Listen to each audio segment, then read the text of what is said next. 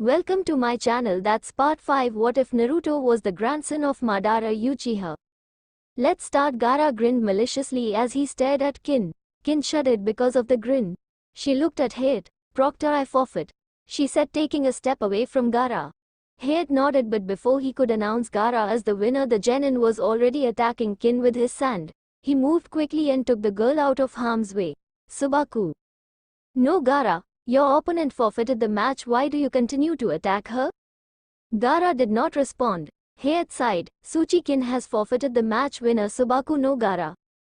Gaara shined away from the arena, looking disappointed that he did not get to kill his opponent. Kin felt relieved that she had quit the match. The sand would have surely crushed her. Now she just had to deal with her teammates who would not be pleased that she gave up the match without even fighting first.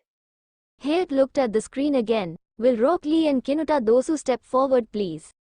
He called out. Lee jumped up with a huge smile on his face. Guy-sensei, it's finally my turn to show my flame of youth. He cried out. Guy smiled at his student. Yosh, go make me proud, Lee. Show everyone how your flames burn brightly. Guy cried with the same enthusiastic as his student. Yes, Guy-sensei, Lee said as he jumped into the arena. He was excited about finally getting his chance to fight.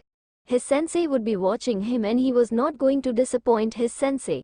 He was going to show his youthful flames that burned brightly inside of him. Kinuta Dosu stepped in the ring. He had bandages covering most of his face, leaving only his left eye uncovered. He wore a large poncho with long sleeves, a snake-patterned scarf, a straw raincoat protruding from the back of his scarf, and a large amplifier on his right arm. The amplifier was called the Melody Arm. Are both fighters ready? Hayate asked as he looked at the genins. He earned a nod from both genins. Begin. He yelled as he jumped away from the arena. Lee took a taijutsu stance. His face had a serious expression. He charged at Dosu and attempted to kick the genin at his upper body. Dosu brought out his right arm to block the kick. Lee's foot connected with the Melody Arm. Lee retrieved his leg and brought out his right, attempted to kick the genin again. Dosu raised his left arm to block Lee's kick. The power behind the kick pushed him back a bit. Lee smiled a bit before taking a stance again. He waited for his opponent to make a move. Dosu dashed at Lee and attempted to hit him with the Melody Arm on his face, but Lee jumped back to avoid being hit. He moved forward to Lee and swung his left arm, attempting to punch the genin. Lee blocked the attempt and attempted to kick Dosu. Dosu blocked the attempt with his right arm. Lee jumped back, making some distance with his opponent.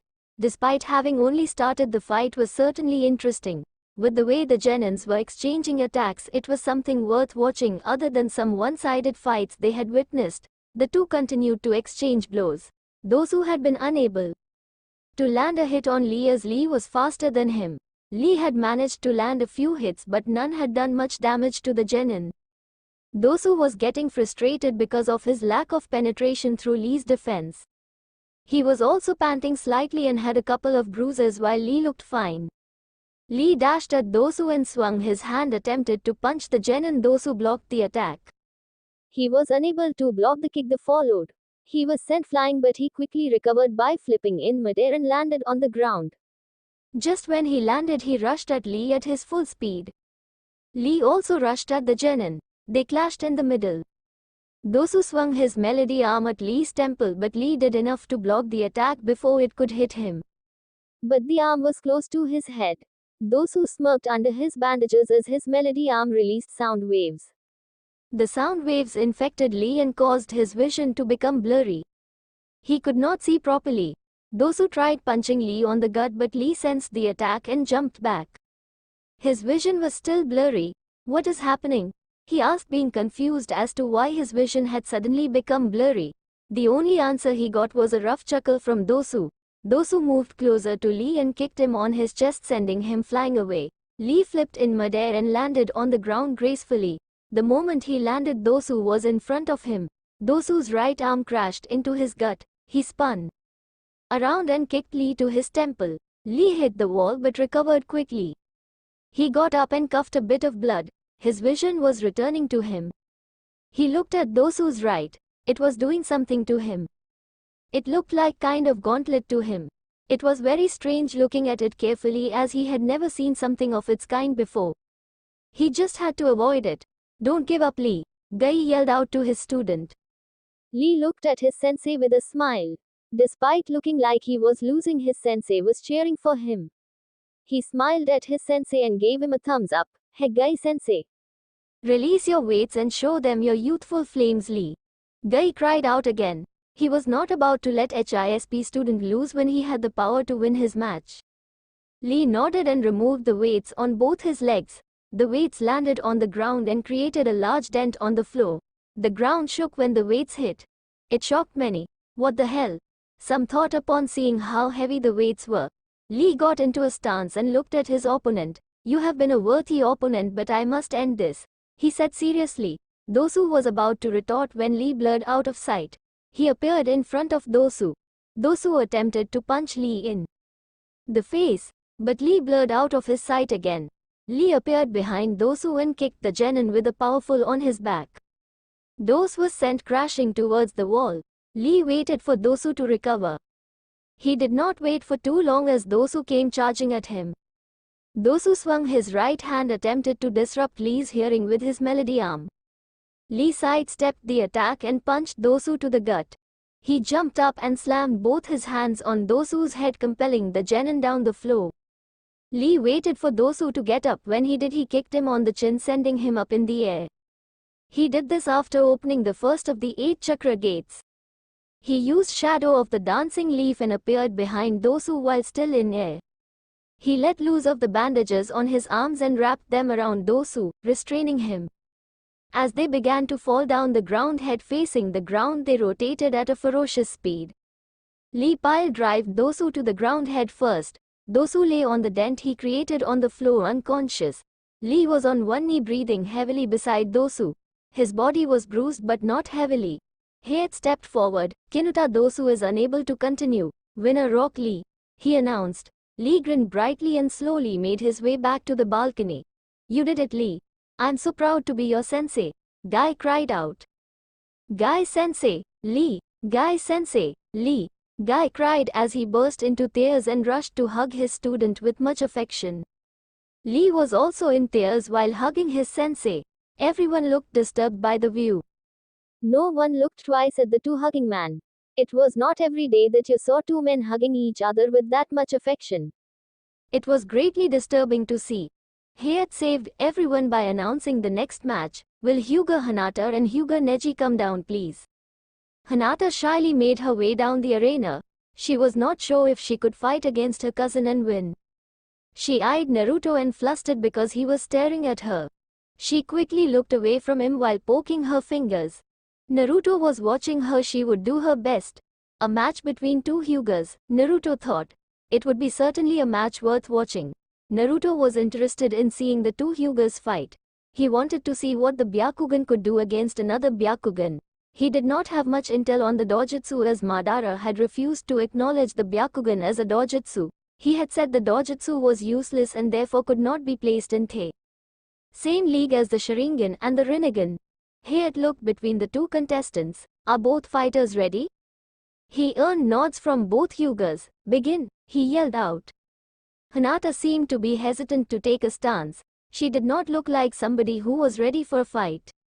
Neji seemed prepared for anything. He had an impassive expression that most of the Hyugas seemed to wear. Naruto shook his head seeing Hinata. The girl still lacked self-confidence. Without confidence she could not possibly win a battle if her opponent is going all in his power to win. He had no hope that she could win the match without confidence in her own abilities. Belief could say they believed in her, but if she could not believe that she could do it, there was nothing that she could do. Still he was interested in the match. Neji stared at Hinata coldly. With look he had given the girl, one could not tell that she was his cousin. Forfeit the match, Hinata-sama. You cannot defeat me, he said coldly. Hinata could not defeat him. They had sparred a few times and she had never come close to defeating him.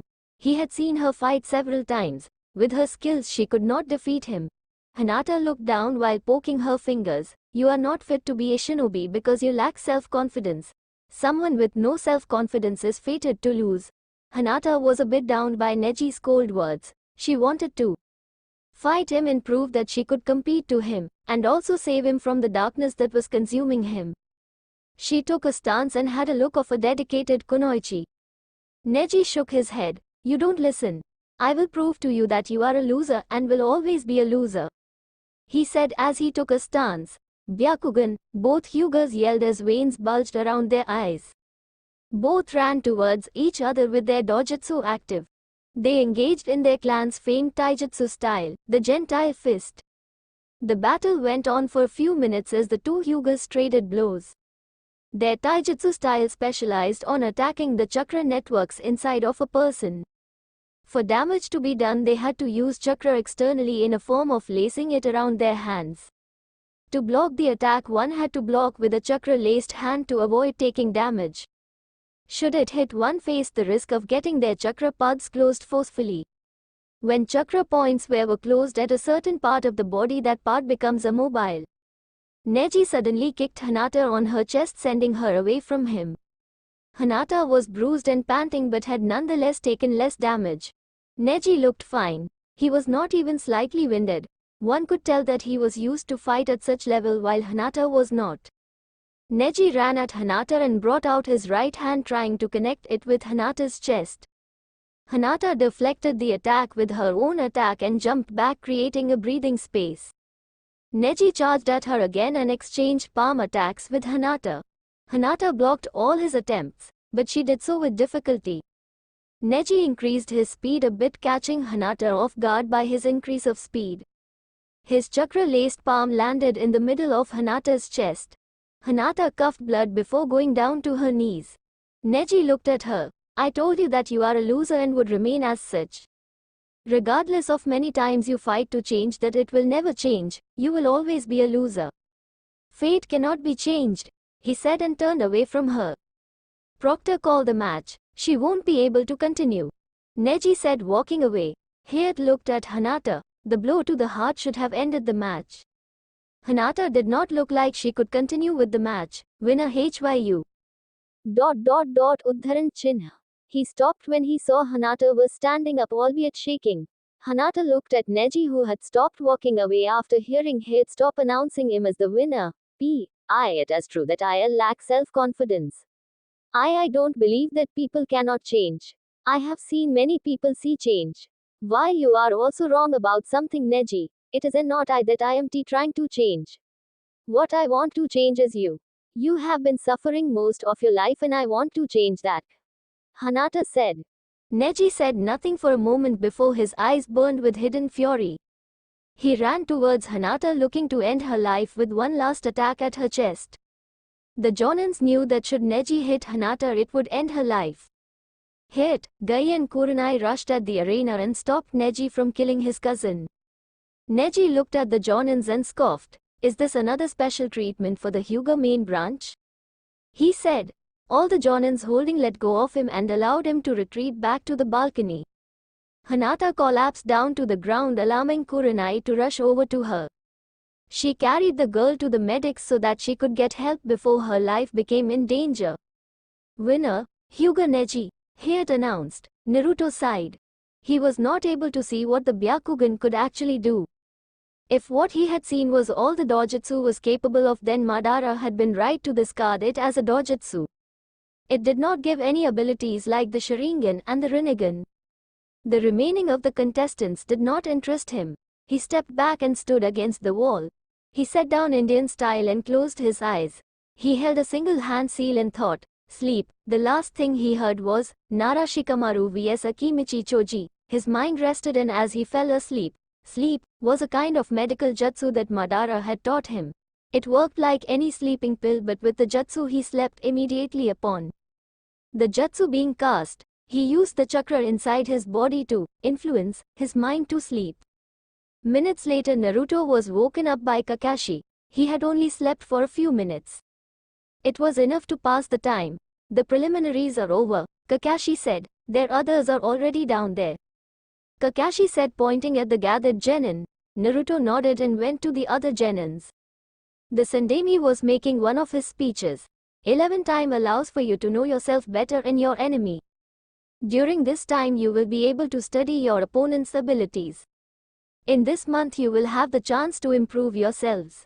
The Sandemi said while eyeing Naruto. Now, let us decide who you will face at the finals. Take a piece of paper from the box that Anko-san is holding, he said, pointing at Anko. The genins that had made it to the finals did as told. Naruto was not surprised to see that Shikamaru had won his match against Choji. Shikamaru was smart enough to counter anyone. Each piece of paper they too had a number written on it. They presented their numbers and were drawn of who would face who. Match 1. Uzumaki Naruto vs Hyuga Neji. Match 2. Subaku no Gaara vs Rock Lee. Match 3. Subaku no Kankuro vs Uchiha Sasuke. Match 4. Nara Shikamaru vs Subaku no Temari. Are there any questions? The Sandemi asked. Since this is a tournament, does it mean that the winner of the tournament will be the only one who becomes Chunin? Shikamaru asked. Different judges judge in the tournament. If someone is judged to possess skills and mentality of the Chunin, she will be promoted to Chunin. It does not matter if they win or lose their matches. There is also a chance that none of you become Chunin, but there is also a chance that you can all become Chunin. It depends if whether you are fit to become a Chunin or not. The Sandemi said. Are there any more questions? He waited for the genins to give their answer. Seeing that there were no more questions, he spoke again. Good, you are all dismissed. One by one the genins left the tower. Naruto was stopped by Kakashi from leaving the tower for a moment. Meet me at training ground tomorrow morning, Kakashi said and disappeared from Naruto's view. Set 3 Training Ground 7. Naruto sat on top of a tree waiting for Kakashi to appear. The Jonin had called him the previous day to the training ground. He was not the only one who was at the training ground. Sasuke was also there. Sakura was not called to the training ground. Naruto figured that the Jonin wanted to speak about training. Sakura did not make it to the finals, so Kakashi would not have a reason to call her. It was obvious that Kakashi would be forced to train his team since they had made it to the Chunin exam finals. Naruto did not want to train for the month before the Chunin finals. He wanted to clear his thoughts and make plans on what he would do after the exams. He could not just continue living as he was, he needed to change things. Naruto jumped out of the tree and landed on the ground because Kakashi had appeared. Kakashi did not have his book at his hand, but his usual bored expression was still worn. It disappeared for a moment when Kakashi flashed an eye smile to his students. First, I want to congratulate for making it to the finals. As your sensei, I am very proud of you and I knew that you could do it, Kakashi said. Some could interpret his words as that he knew that Naruto and Sasuke could do it, but he did not believe that Sakura could do it. He had said that he believed that his team could do well in the exams, but Naruto highly doubted that he believed Sakura would make it to the finals if it involved fighting on her own. I called you here today so that I can tell you about your training for the month before the finals, Kakashi said. Unfortunately, Naruto, I won't be able to train you, but I have asked for someone to train you. He will be training you in chakra since I have never seen you use it externally and I know that you have large amounts of chakra reserves which must also be hard to control. Naruto shook his head. There is no need for that. I will train myself if I see the need to do so, he said. Kakashi looked at Naruto curiously but nodded. Well then, I will be training Sasuke till the finals. Do you have a problem with that, Naruto? Kakashi asked, not wanting to be seen like he was favoring Sasuke. Naruto was his sensei's son. He did not want the blonde to have any reason to resent him. Naruto shook his head. He had no problems with it. Sasuke needed to be trained more than he did. And he was positive that the council had something to do with Kakashi training Sasuke. The reason Kakashi was training Sasuke was because the Sandemi knew that if they wanted to keep Sasuke inside the village they had to train him. Orochimaru had already marked the Uchiha. It was a matter of lack of training that would drive Sasuke towards him. To avoid that, Kakashi had to train Sasuke to make him see that even Konoha wants him to get stronger. Kakashi smiled at Naruto. I will see you at the finals then, he said as he touched Sasuke's shoulder and disappeared with him in a swirl of leaves. Naruto disappeared to the trees. He was sure Zetsu would have been at the training ground. He did not come to him yesterday. It did not take long for Zetsu to appear beside him from a tree branch. Zetsu, my body has been experiencing severe pains over the last days. Do you know what might be the cause of it? Naruto said, looking at Zetsu. Zetsu did not answer for a few moments. After a few seconds he finally answered, "It must have because of some experiments Madara did on you." Naruto raised a brow. "Experiments?" Zetsu nodded. "A month before you became a genin, Madara did some experiments on you. But he never did tell me what kind of experiments they were." Naruto did not remember Madara experimenting on him before that he graduated. "Why don't I remember that?" "Well, it is because you were knocked out when the experiment was carried out," Zetsu replied. "But don't worry, if your body has experienced severe pains, it means that the experiment was a failure and there will be no negative effects on your body. At least that is what Madara told me." Naruto nodded, but still surprised that his grandfather would experiment on him while he was unconscious. He was a perfect experiment specimen, since any cut he suffered on his body would disappear no matter how deep it was. The QB made sure of that. But since it was his grandfather who had experimented on him, he did not have any fears that he might have done something bad to his body. "I am surprised though that your body reacted now with the experiment done months ago. It must have been triggered by the embarrassment I suffered in the hands of Orochimaru. The severe pain started after my encounter with the Sennin. Orochimaru was at the exams. Yes, it appears he wanted to give Sasuke a cursed mark. But I do not believe that it was the only reason that he had come to Konoha," Naruto said. "I want you to investigate Orochimaru's activities and also get me intel on Yakushi Kabuto." Zetsu nodded. "I will see you in a few days then," he said, and sank back to the tree branch. Zetsu appeared again just after he had disappeared. "I forgot to tell you that Jiri has returned to the village," he said, and went away. Naruto had not been expecting Jiri to return to the village. At this time, the Sennin would surely come to him in order to form a bond between them. Naruto did not want that with the Sennin. If he hated the man for not taking care of him, even if he was his godfather, he longer did hate the man. Had Jiri taken care of him, he would not have met Madara the way he did. He was somewhat thankful that Jiri abandoned him. The following day the streets of Konoha were relatively quiet, unlike the days in which the first and second test of the Chunin exams were being carried out. It was mostly because a lot of people were busy preparing for the finals. Even the villagers and leaders of villages watched the main event of the Chunin exam finals. It was no wonder why the finals were held at a high regard. Naruto walked slowly to Ichiraku Ramen. He rarely went to the place to eat. He ate home-cooked meal most of the time. Today he had felt that he needed to eat somewhere else. It would also help him clear his thoughts.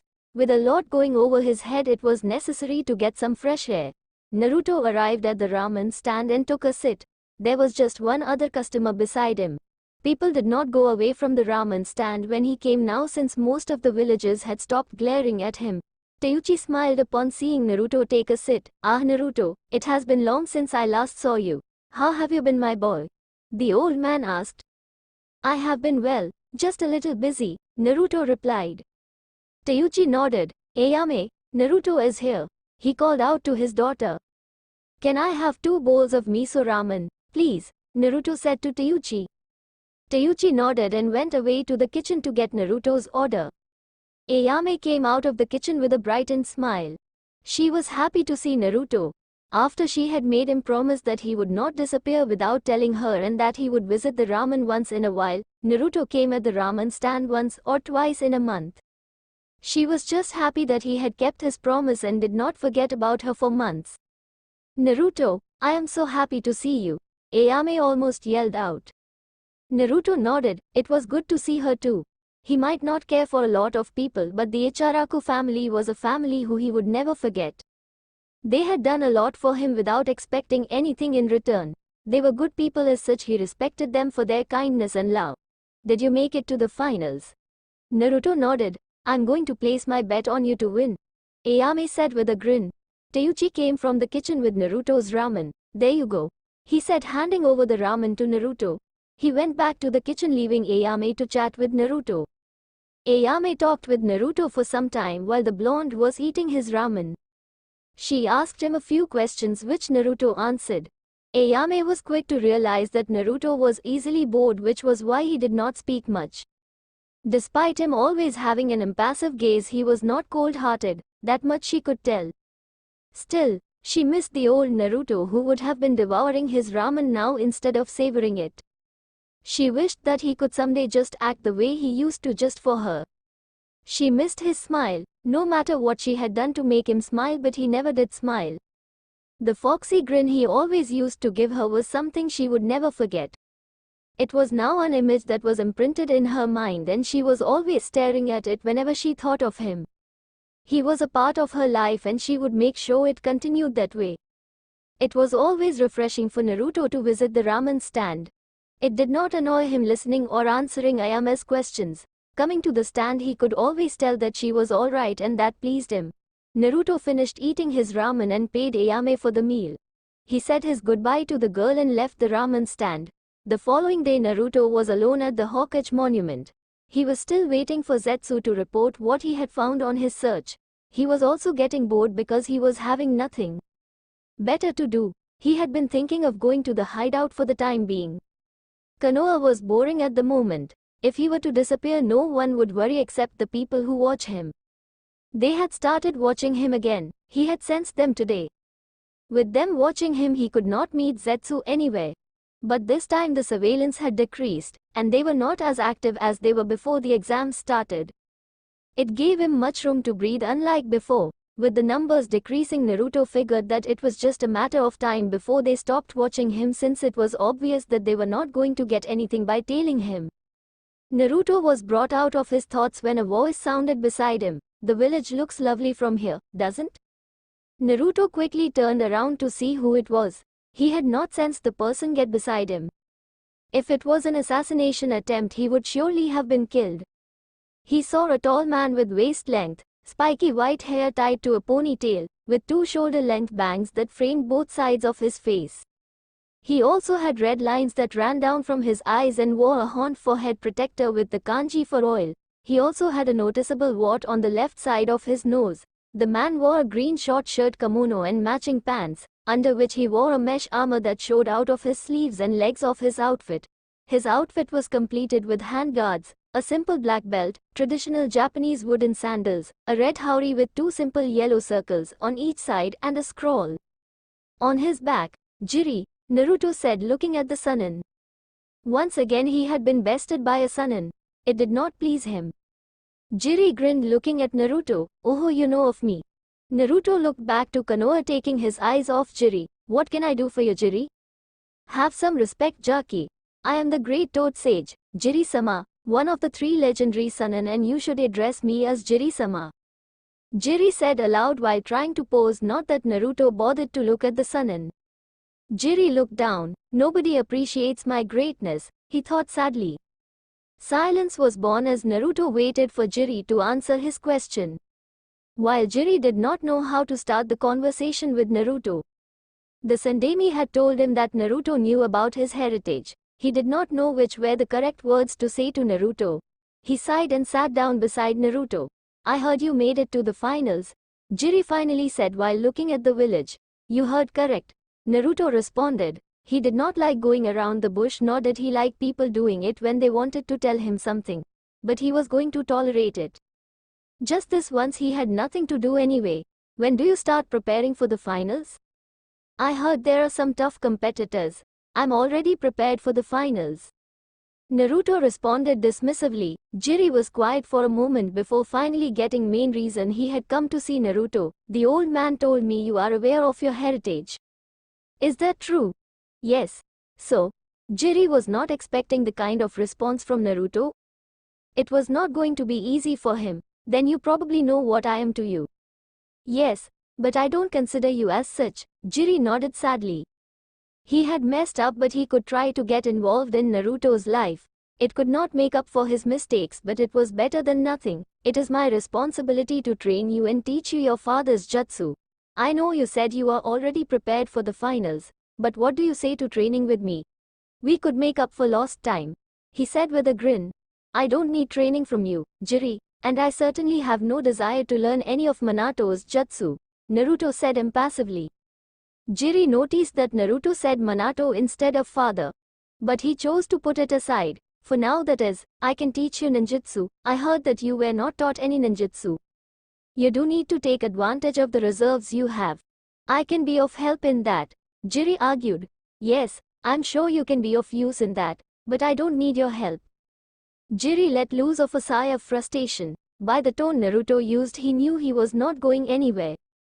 Naruto was not going to allow him to train him. You know, most people would rush at the opportunity of being trained by a Sannin, Jiri said. Do you hate me for not being there for you? Is that why you are refusing my help? Naruto shook his head. I bear no thanks for your Jiri. Naruto responded. Then why are you refusing my help? It could do you well than bad. I have my reasons. Jiri let loose of another sigh, but this time it was a sigh of defeat. Fine, but I'm not going to stop trying to get you to allow me to train you, he said. I'm going to leave you for now. I have to do some research. Jiri spoke with a lecherous grin and disappeared in puff of smoke. That is one obstacle out of the way, Naruto said to himself. With the Jiri issue taken care of, he could now think of other things. Naruto got up and disappeared into thin air. Later that night, a swirling vortex appeared inside of Naruto's bedroom. When it disappeared, a figure wearing a black cloak with red clouds and an orange mask which had only his right eye visible. The figured right eye was a fully matured Sharingan. Naruto was alarmed and quickly woke up. It was obvious that the figure wanted Naruto to wake up, as he made no intentions to be discreet when he walked over to a window inside of Naruto's room. Naruto looked at the figure with slightly wide eyes. This was the last person he was expecting to see in his home. So this is Madara's grandson, Uzumaki Naruto, the figure said, now facing Naruto.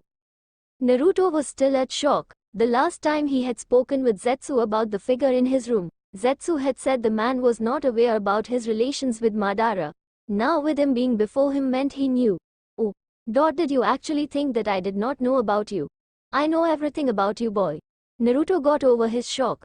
Attacking the man was useless now since he could not touch him. What do you want, Obito? Naruto said under his breath. The now identified Obito looked back outside through the window and spoke. I came to see you and to let you know that you are not the only one who has all the cards. Obito said, I will waiting for you to play your first card and do greet Zetsu for me when you see him. Obito said, disappearing in the same way as he appeared. Naruto had been trained to be calm no matter what. Even when he was feeling anger, he could be calm as if he was not. And now what had occurred was enough to send him over edge, but he remained calm. He had not calculated for Obito to appear before him. It appeared that he just wanted to send a message. His appearance was enough to make Naruto recalculate his future plans. He supposed Obito was bound to know about him. He was just not expecting him to know about him this soon. It was a good thing that Obito did not do anything. But with Tobi's appearance, he had to train. He had to train in this month and get strong before Tobi made his move. Tobi was just waiting for the right time to make his move. He had to be ready when he did make a move. Training would make him ready. A few days later, unknown location after Tobi had appeared before him, Naruto had decided it was best to be training at the hideout. When he came, Zetsu was not present. He figured he was still doing his assignment. The hideout gave him the privacy he needed, unlike Konoha. The place he got privacy at Konoha was his apartment. And here at the hideout there was no one to disturb his peace. Zetsu did not bother when he was busy. He had not even bothered to leave a clone behind at Konoha. It would get him a headache that he did not want to experience. It was better not experiencing whatever the clone would experience in his absence. Naruto was currently eating lunch. He had taken a break from perfecting his skills in ninjutsu. It was better to perfect what he had now before learning new things. Perfecting his ninjutsu would make his jutsu a lot more effective than anyone else's. Perfecting a jutsu required him to understanding the mechanism of a jutsu. If he understood that, he could use a jutsu without taking too much chakra from him. Naruto looked at his right as he heard footsteps. He saw Zetsu walking over to him. Naruto waited for his spy to sit and tell him what he had found. But Zetsu was the one to say the first words. I did not think I would find you here. Unforeseen circumstances forced me to be here, Naruto said, looking at his lunch. So, what did you find? I will tell you about Kabuto first. Naruto looked at Zetsu to hear the report. Kabuto was a former root Ambu. He worked as a spy and infiltrated all great villages under the orders of Danzo. He is a medic specialist and could be second to Sanju Tsunade. Zetsu paused for a moment. He currently a spy for Orochimaru. Naruto nodded. I had my suspicions about him, Naruto said. Still, Kabuto had to be a spy master if he was able to infiltrate great villages without getting caught. He was someone to be viewed as a threat. Naruto did not need someone like him alive. Being a spy for Orochimaru would certainly explain his interest in Sasuke. Orochimaru had interests in Sasuke. I was able to find some interesting things about Orochimaru, Zetsu said, bringing Naruto out of his thoughts. This was something he wanted to hear. It appears that when he was still a member of Akatsuki he tried taking over Itachi's body. Zetsu's words confused Naruto, so Zetsu elaborated. Orochimaru invented a jutsu that would give him immortality. He consumes another person's body and makes it his own. The consumed body becomes a host to his soul. He needs a strong person to be able to hold his soul. He tried his jutsu on Itachi so that he could get the Sharingan, but he failed miserably and ran away. Naruto nodded. So he wants Sasuke so that he could take over his body. Sasuke would accept Orochimaru to his body as long as he was told that Itachi would be killed. Sasuke would willingly sell his soul to the devil if it got him the power to kill his brother. There's also something very interesting, Zetsu said. Orochimaru plans to invade Konoha. Naruto was quiet for a moment. With what army? I do not know the details. But Orochimaru has founded a village called the Sound Village. I think it also involves the Sand Jinchuriku. I don't know if the sand itself is connected with the planned invasion. When Chunin exams final, Zetsu responded, he is also working with Danzo. But Danzo will not be taking active part in the invasion.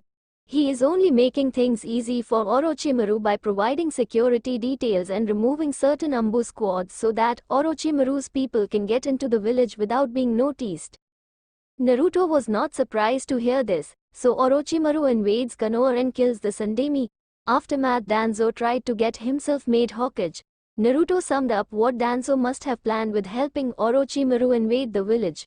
What will do if Orochimaru does kill the Sandemi and Danzo petitions to become Hokage? Nothing, but you will, Naruto said. I'm sure you can take care of Danzo should something like that happen. Zetsu nodded with a smile. Things I had not foreseen are happening quickly, but there is nothing that cannot be managed. Naruto paused for a moment. Obito came to see me. I'm not surprised about that. I always knew that he would find out sooner than later. Zetsu said. What did he say? Nothing. Oh, he said to greet you.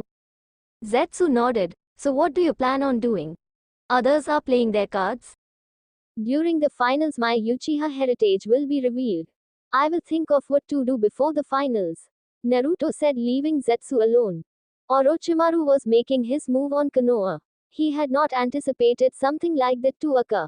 He knew that Orochimaru had no love for Konoha, but going as far as to plan its destruction was something he did not see coming.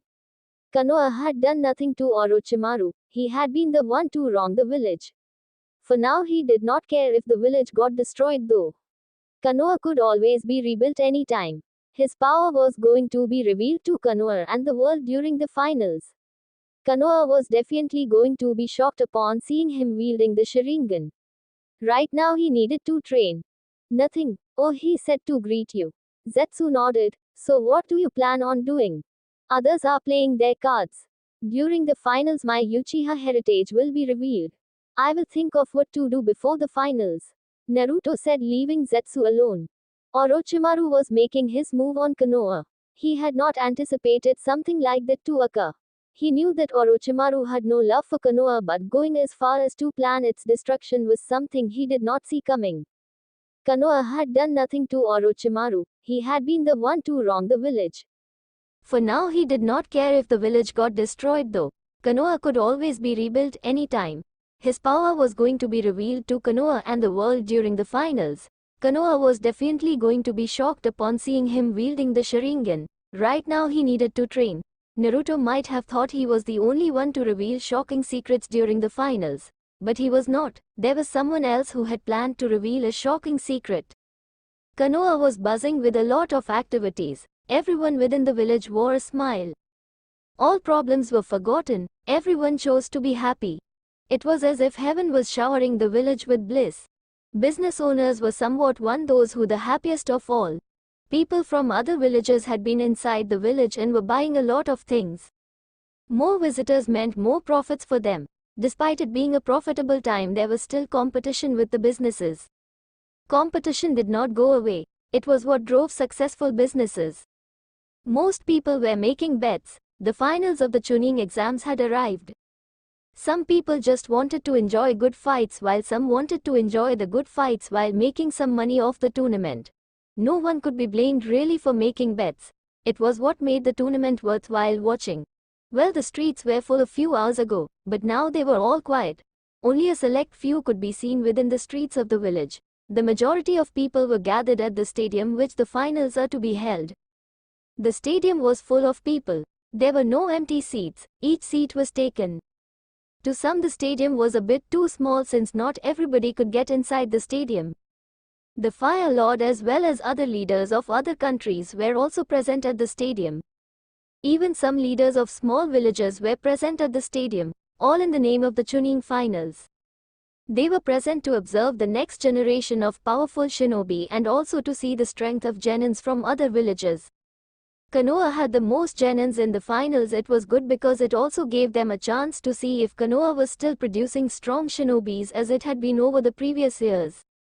Naruto and the other contestants stood in the middle on the stadium where all could see them. They were the main attraction of the finals. Everyone had come to watch them battle, to see their prowess as genins, to see if they had what it took to become Chunin. They were also representing their villages. Performing well would bring glory to their villages, at the same time performing below par would surely take a bite on the image of their villages. Potential customers and allies were watching. It was for the benefit of their villages to do well in front of them. Each of them had trained hard for the past month, readying themselves for the finals. Each was determined to win. It was obvious in each of the contestants' face. Nobody wanted to lose in front of the whole stadium. It would be hurting to a person's pride to lose while everybody was watching, especially if one bragged about being a victor at the end of the tournament. Naruto stood with his hands crossed on his chest with an impassive look on his face. Nothing much had changed with him, only his hair had grown just an inch long. Naruto's hair grew at a faster rate while he kept himself hidden at the hideout than when he was at a place where the sun was welcomed. His hair still covered his right eye. He had trained a bit during the last weeks. What he had been doing most was perfecting his ninjutsu arsenal and better control over his Manchikyu Sharingan. He had yet to be a master of the Sharingan. He did not train his speed. He figured it was fine where it was at the moment. Today was one of the days that he would surely remember all his life, the day Konoha became aware of his heritage. It would certainly be worth smiling upon seeing the face of Konoha when becomes aware of his heritage. The Sandemi looked at Naruto with questioning eyes. Beside him was another man who was a cage like him, the Yondemi Kazekage. Two men wearing Ambu gear stood behind the Kazekage. They were his bodyguards. The Kazekage was present as his genins had reached the finals. Sunagakure was the only great village to have participated in the exams aside from Konoha, who are the hosts. It was understandable. The others did not get well with Konoha. The look the Sandemi was giving Naruto was pushed because Naruto had disappeared from the village for 3 weeks after turning down Jiri. He was curious as to where Naruto had gone to after disappearing. He was positive that Naruto was not inside the village those 3 weeks.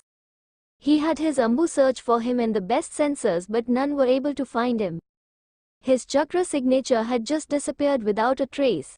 And they had not been able to get inside of Naruto's apartment. Not even the Byakugan could see through the walls of the apartment.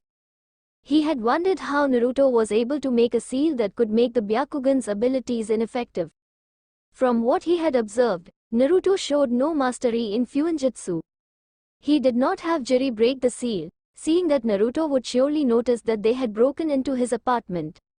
He did not wish to unsettle the blonde any further. Jiri suddenly appeared behind the old Hokage with a grin planted on his face. He was to act as the Sandaim's bodyguard in duration of the finals. I told you he would return, Jiri said to his former sensei. The Sandemi smiled slightly without even looking back at Jiri. He had been thinking that Naruto had abandoned the village. Jiri had said he was sure that Naruto would return to the village. Jiri was indeed right. Naruto had returned today for the finals. I guess you were right, though I still wonder why he would disappear like that without telling anyone. he said. Is everything set? He asked, still smiling. Yes, Jiri replied with a nod. Jiri had found out that Orochimaru was planning to invade the village during the finals. They had made preparations to encounter the threat. The Sandemi nodded. Good, he said, his eyes focusing on the arena. It certainly is lively in here. Don't you agree, Hokage Dono? The Kazakage suddenly spoke. One could not see his face clearly due to the cage robe he wore. The Sandemi looked at the Kazakage and smiled. It certainly is. Before the conversation between the two cages could go further, a man appeared before the Hokage.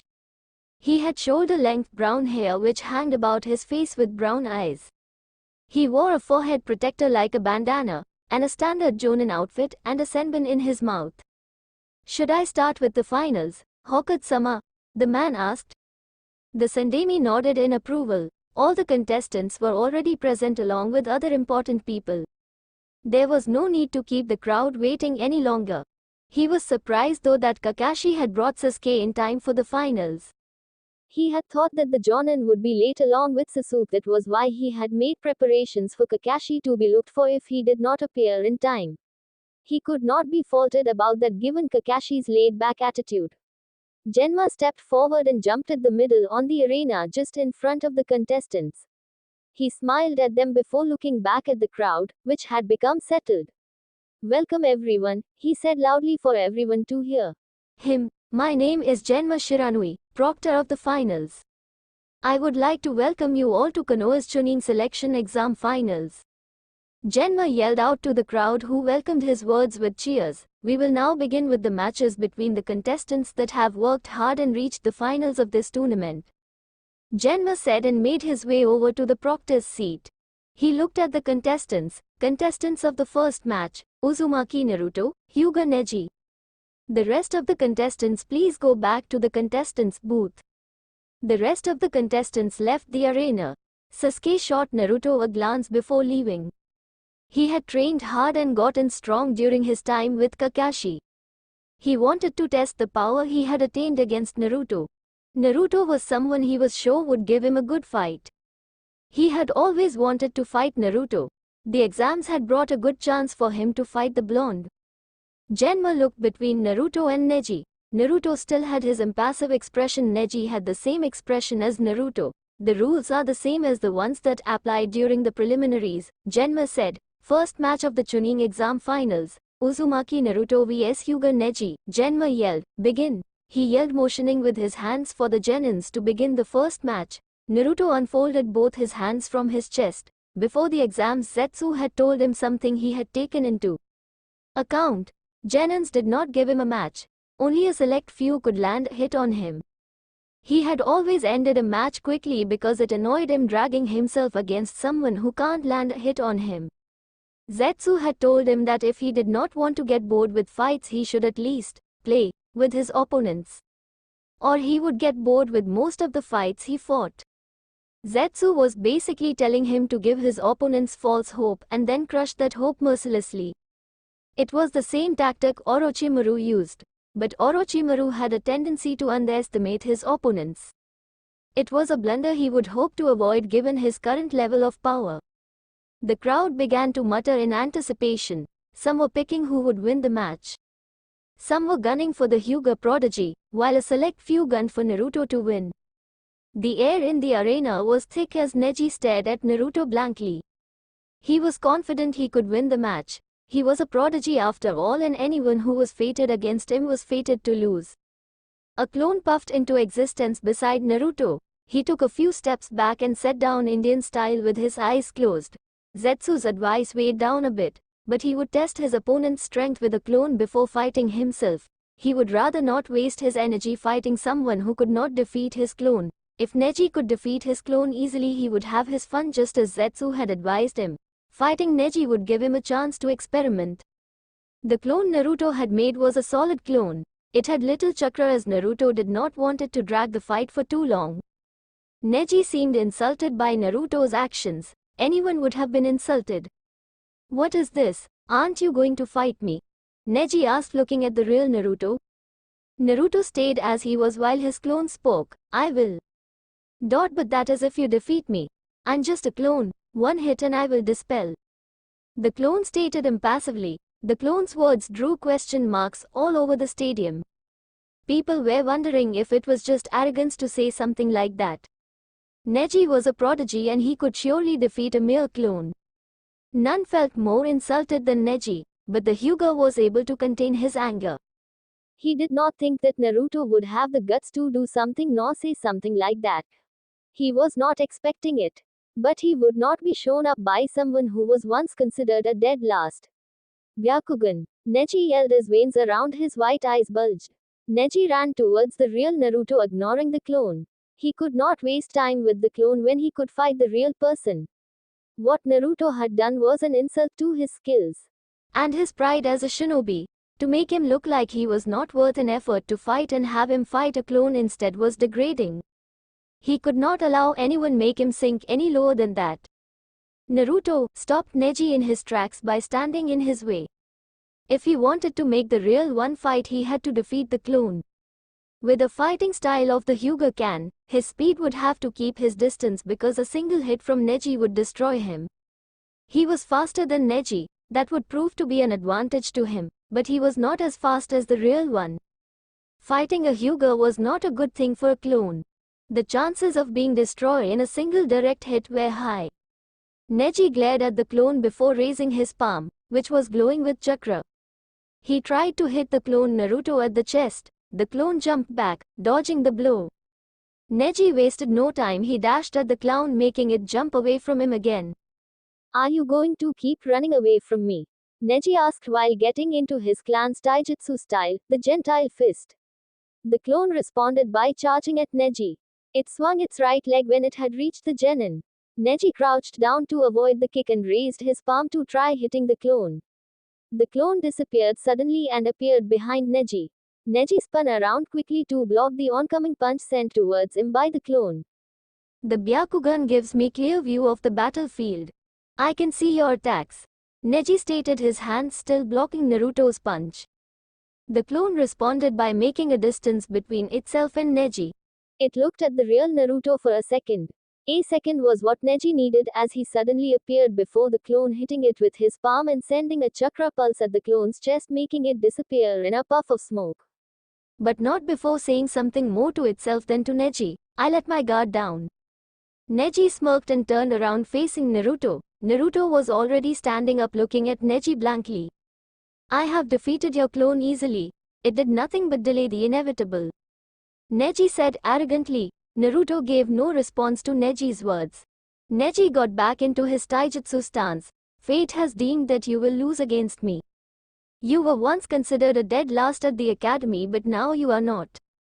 I don't believe that you are no longer a dead last. You are still a dead last running away from his fate. But no one can escape fate, as fate cannot be changed." Neji spoke impassively. "What you are now is a mask hiding what you once were called at the academy, a dead last.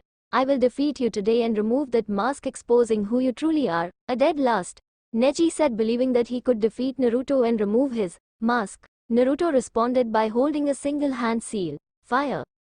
Release! Great fireball!" Naruto muttered as he breathed out a large fireball that sped at Neji. The fireball was twice as big as that which Sasuke could make. Neji, seeing that if the jutsu hit him he would be toast, literally, made a quick escape without getting hurt.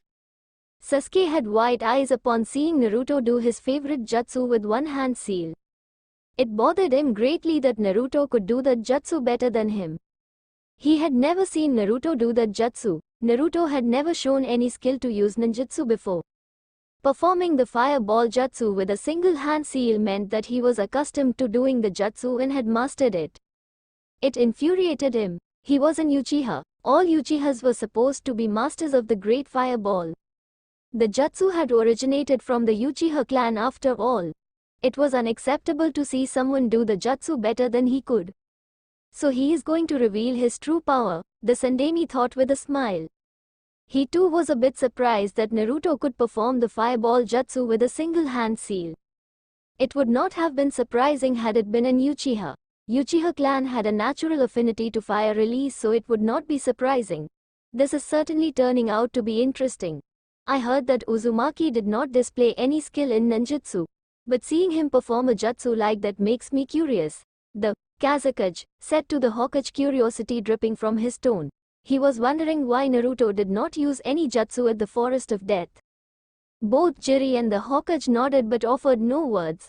They just wanted to watch what Naruto could do. Back at the fight, after dodging the fireball, Neji appeared several feet away from the jutsu. Naruto suddenly appeared before Neji. Neji was shocked as he was caught off guard.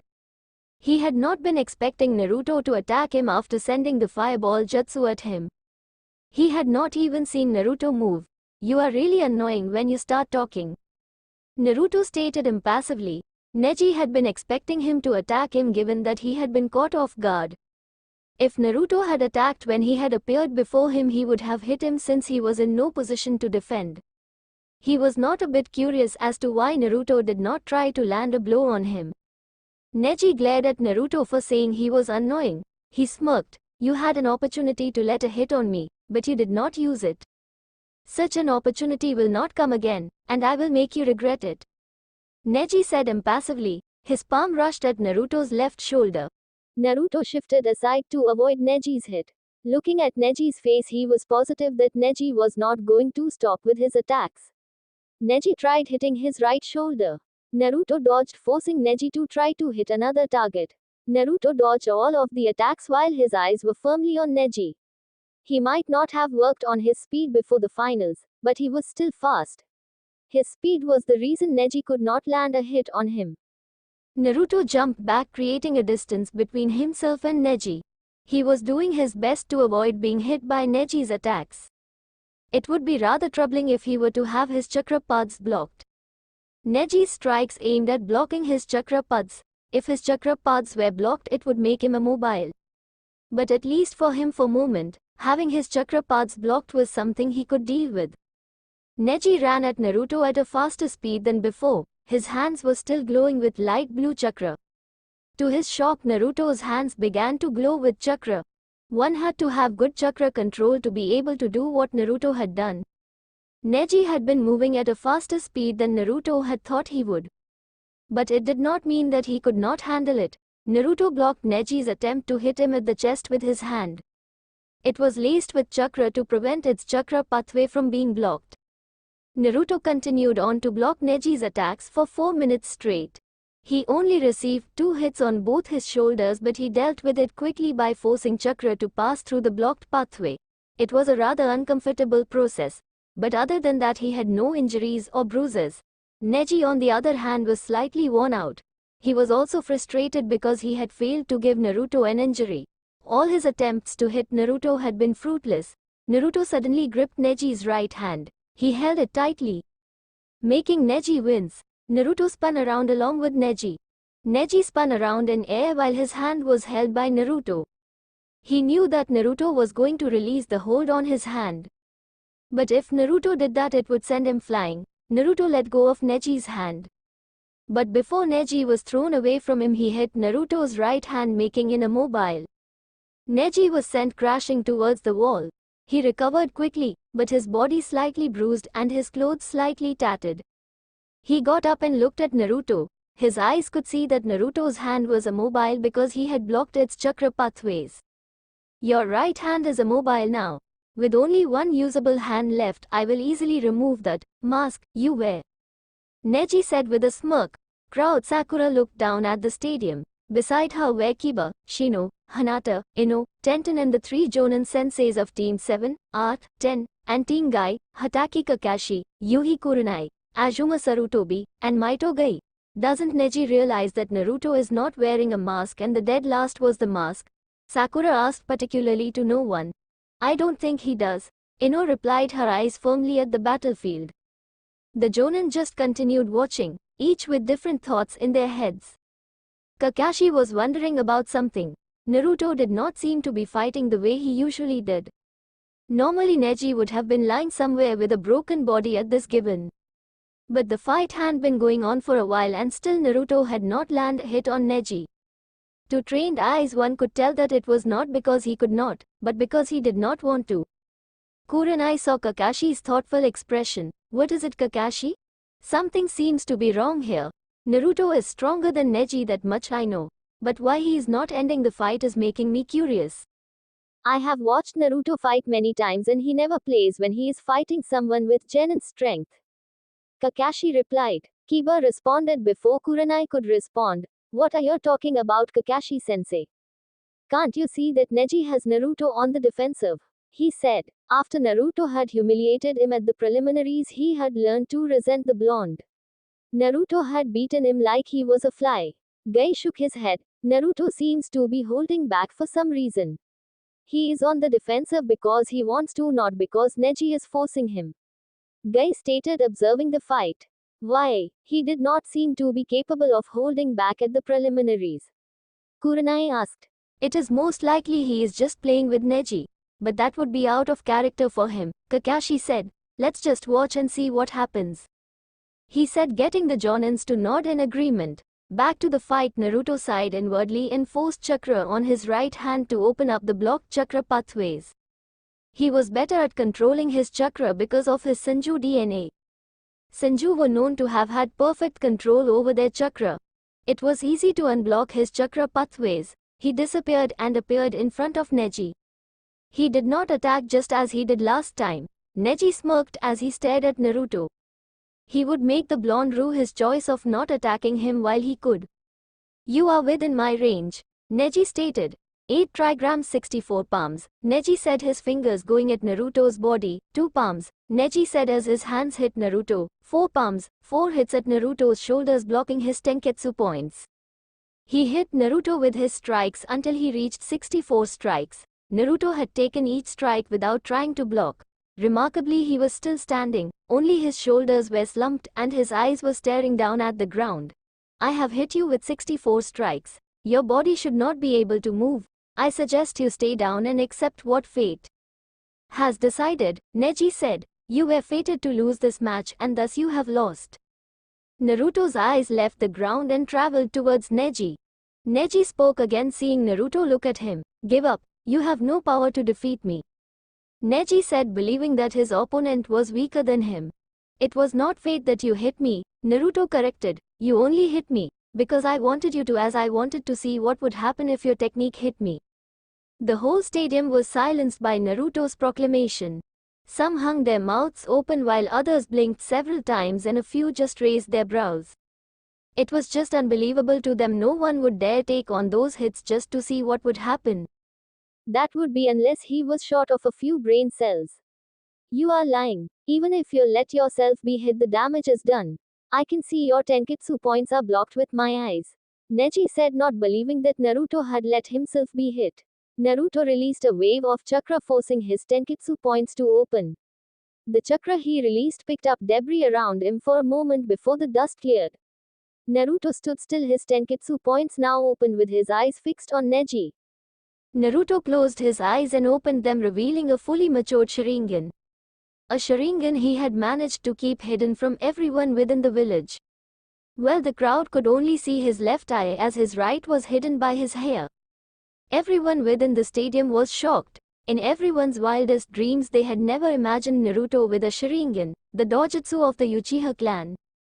It was a sight that many had never expected to see. Some did not actually care, they just wanted to see a good fight. Visitors from other villages were greatly surprised as they had heard that the Uchiha clan was massacred. Only a few outside of Konoha knew that there was one survivor, Uchiha Sasuke. While others were shocked, Sasuke was both shocked and infuriated. Naruto was no Uchiha. It meant that if Naruto had the Sharingan, it had to have been implanted. He refused to accept people who implanted his clan's dojutsu on themselves. It was different with Kakashi because Kakashi had his given to him by his dying friend. He did not know where Naruto got his. Naruto, Sasuke growled to himself with his Sharingan activated. Unlike Naruto's, his had yet to fully mature. It only had 2 tomos in each eye. Everyone beside him could see he was shaking in anger. Sasuke was about to storm into the battlefield and demand answers from Naruto, but Shikamaru quickly restrained the young Uchiha with his shadows. He was also curious, but storming in there would only disturb Naruto's match. He was not sure if Naruto would welcome someone disturbing his match. Let go of me, Shikamaru, Sasuke yelled, trying to break free from his restraints. This is troublesome, Shikamaru said, his hands held together as he did not let loose of his jutsu. Calm down, Sasuke. Naruto will come back here after his match. You will get to question him then. No, I want answers now. Sasuke yelled out again. The situation was becoming somewhat comical as the other participants were snickering at Sasuke's frustrations. Kakashi seemed to have known what was happening as he suddenly appeared in the contestants' booth. He had figured that Sasuke would overreact seeing Naruto wield a Sharingan. Kakashi touched Sasuke's shoulder. Calm down, Sasuke. I'm sure Naruto has a good explanation. He tried calming his student. Sasuke glared at Kakashi, but he was no longer trying to escape from his restraints. Did you know? He demanded. No, Kakashi replied as he shook his head. Sasuke said nothing. His eyes traveled back to Naruto as he settled for glaring at the blonde. Cage booth. The Kazekage had white eyes. His eyes were bigger than the Hokage's, who also had white eyes. It was unbelievable that Naruto had the Sharingan. He quickly got over his shock and laughed maniacally inwardly. Naruto was proving to be quite an interesting person. The Sandemi and Jiri were obviously shocked as everyone else. They had not even suspected that Naruto could have the Uchiha clan dojutsu. The Sandemi could not believe that Naruto had hid something that from him and from the whole village. I thought there was only one survivor of the Uchiha clan massacre, Hokage Dono. The Kazekage spoke, snapping the Sandime out of his thoughts. There is only one survivor. The Hokage replied with his eyes firmly placed on Naruto. Then how come Naruto has the Sharingan? I don't know, I don't really know. The Sandime Hokage replied, shaking his head. Anyone could see that he was being honest. The Kazekage decided to drop it, seeing that the Hokage knew nothing. Back to the fight. Naruto ran at Neji at Jonin level speed. He reached the Genin and swung his right leg high, trying to kick Neji at his temple. Neji crossed both his hands and blocked the kick. The kick had much power to send any Genin flying, but Neji was not just any Genin. He was only pushed back a bit, but told himself never to try and block another kick from Naruto. Naruto brought his feet down and raised his left leg waist level high. He tried kicking Neji at his waist, but Neji jumped back to avoid being hit. Naruto stopped with his attacks for a moment and stood still as if he was strategizing. The crowd had now gotten over their shock and were watching the fight with anticipation. It was now proving to be interesting as Naruto was now attacking Neji. Neji seemed to be blocking Naruto's attempts. Neji ran at Naruto with his right arm stretched forward. He tried hitting Naruto's chest, but Naruto sidestepped the attack and gripped Neji's arm. Neji swung his free arm trying to hit Naruto. His attempt forced Naruto to let go of his arm and jump back. Naruto dashed towards Neji and seemed to passing him, but he suddenly spun around with his legs swinging at Neji. Naruto kicked Neji on his face, sending the Genin flying away. Neji recovered quickly by flipping in midair, but when he landed down the ground, a hard kick to the chest welcomed him and sent him crashing towards the wall. Gah! Neji grunted as he hit the wall hard, creating a dent. Naruto gave the Genin an opportunity to recover. The results would be the same regardless of what action he took. Neji got up and glared at Naruto. Naruto hit as hard as Lee. But Lee hit harder because of the weights on his legs. He rushed at Naruto again, but this time with both his hands stretched forward. He tried hitting Naruto, but Naruto jumped back. He could predict Neji's moves before they reached him. And because he was faster than Neji, it became impossible for Neji to hit him. Naruto blurred out of sight and appeared before Neji. With almost 360-degree view of the battlefield, Neji was able to see Naruto. He turned around quickly but was unable to block or dodge a kick to his chest. The kick connected with Neji's chest and sent him flying. Naruto appeared above Neji while he was still in air and brought his hands together. He smacked the Genin down the ground. Neji was sent crashing down like a bullet. He hit the ground hard and created a crater. Neji's crash created debris where he had crashed. Remarkably, when the debris cleared, Neji was still standing, but his body was bruised and he was bleeding, albeit not profusely. He seemed to be out of breath as he was breathing heavily. He did not like where things were going, but he refused to be beat. Fate could not be changed. Naruto had been fated to be defeated by him and he would make sure of that. Naruto rushed at Neji and attempted to gut him. Neji dodged the attempt, albeit barely. He was not given time to catch the breath that was escaping him as Naruto appeared in front of him and kneed him on the gut. Neji coughed bodily fluids while clutching his stomach in pain. The crowd was cheering, seeing the turnaround of events. Naruto stared down at Neji, who was now on his knees still clutching his stomach. There is no such thing as fate. Fate is something you created on your own ideas to escape from your miseries. Naruto said, his tone and facial expression never changing. Neji stopped clutching his stomach and glared at Naruto. You know nothing about misery. He spat. My life has been fated to become a servant to the main branch. As far as I could remember, I have been branded with this, Neji said, removing his forehead protector. There was a seal on his forehead. Naruto knew what it was. It's the caged bird seal. I will live with it and die with it. That is my fate. And your fate is to lose to me, Neji said as he tried hitting Naruto in anger. Naruto punched Neji on his face, sending him flying away from him. Neji winced as he felt the pain the punch inflicted on his body. He hit the ground and gathered his strength to get up. He was still breathing heavily and was now bleeding from his mouth. Despite his condition, he got into his taijutsu stance, signifying that he could still fight. Naruto ran towards Neji, but when he reached Neji, he sensed a buildup of chakra from Neji.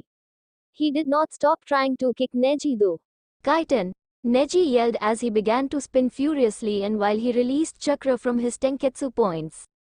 The chakra he released created a dome of chakra that rotated around him at a fast speed. Naruto's foot hit the spinning chakra and was sent back.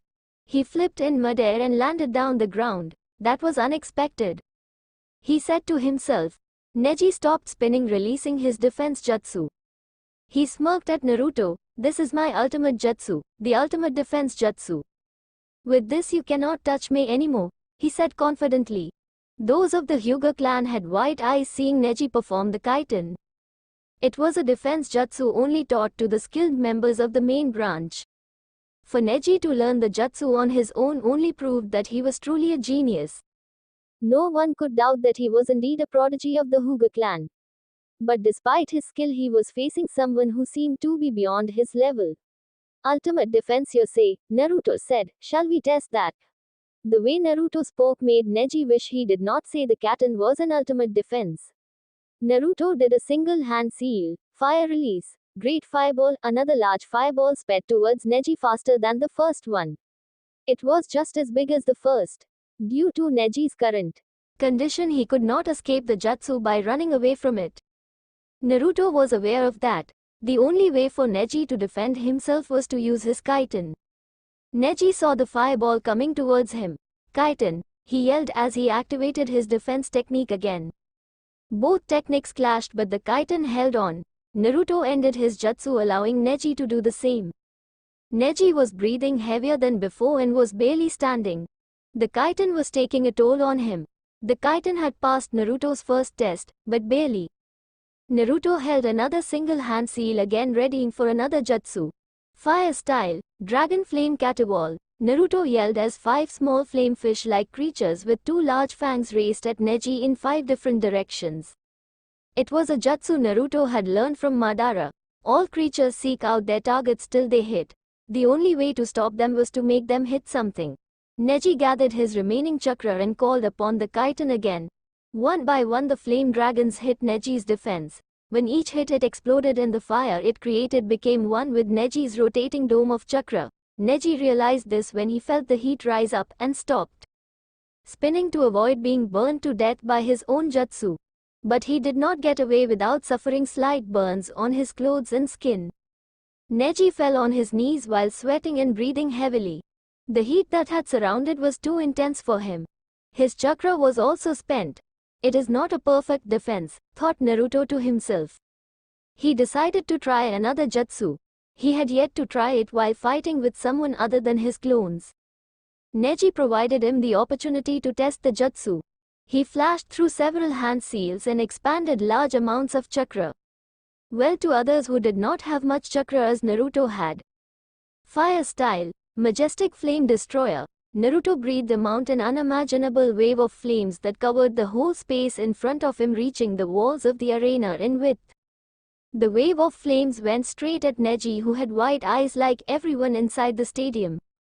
Only the Sandemi had seen a fire jutsu that big. Despite it being big, it was not as big enough for Naruto's liking. Still, the flames were powerful enough to incarnate everything they touched. The flames burned everything on their path as they made their way towards Neji's position. The heat of the flames was too intense as everyone close to the battlefield felt the heat. Neji began to fear for his life. He could no longer do the kaitan. He also could not escape to anywhere. The flames had blocked each path he could take. Backwards was the wall. He could not go anywhere. He closed his eyes as the flames reached him. Naruto ended his jutsu and narrowed his eyes behind him. Genma was holding Neji with both his arms. He had saved the genin but at some cost. His upper right side of his body was burned by the flames. He knew that if he had allowed Neji to be hit the flames would have burned him to ashes. He was the proctor and could not allow necessary deaths to occur while he watched one end. Neji was now unconscious. It was because of chakra exhaustion and some shock. He had thought he was going to die. Genma placed Neji down the ground and ignored his burns. He looked at Naruto, who was still in the same position as he was. He had yet to move, only his eyes narrowed at Genma. Genma let loose of a sigh of release after a few moments. When the flames hit him, he thought he too was going to die. But he had made it. It looked like Naruto was trying to kill his fellow genin. First match of the Chunin exam finals is over. Genma trailed off, remembering that the Sandaime had said he would announce the winner of this match. He looked at the Sandaime, nodding for him to speak. The Sandemi stepped forward and cleared his throat. He was going to say something important. The crowd had already been shocked once, but he had to do it for the sake of the village. Naruto turned around. He was the victor of the match. His Sharingan was still activated as he walked towards the contestants' booth. No one was cheering. The stadium was just full of mummers. Winner of the first match, Namikaze Naruto, the Sandemi said in a loud voice. Naruto stopped walking and narrowed his eyes at the Sandemi.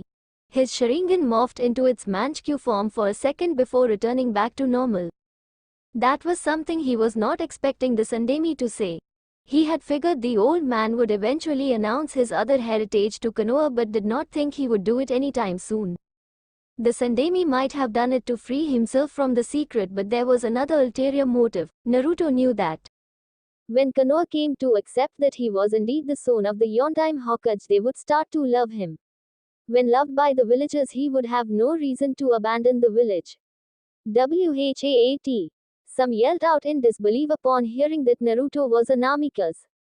The thought that he wielded the Sharingan had escaped their minds. Others stared at Naruto with wide eyes, cursing themselves for not seeing it. There was only one person to have had bright blonde hair and blue eyes, the Yondaime Hokage, Minato Namikaze. Naruto was like a chibi Minato, and yet they could not see it. It would now explain why the Yondaime had chosen Naruto as the Jinchuriku of the Kyuubi. The majority of people thinking those thoughts were the ones to have never hated Naruto, while those few that still hated him refused to believe it. Despite their refusal to believe, one could not deny the resemblance. One woman stood up from her seat and clapped her hands. Soon another person joined her. They were followed by almost everyone at the stadium. Naruto walked away towards the contestants' booth. The only reaction he gave towards the reaction of the crowd was a raised brow. After Naruto had reached the contestants' booth, the clapping of hands and cheers were replaced by murmurs. Naruto stopped walking when he saw Sasuke in his way with a death glare. Naruto brushed aside the glare and decided to just walk past Sasuke. Sasuke was not going to let him off without getting answers he needed.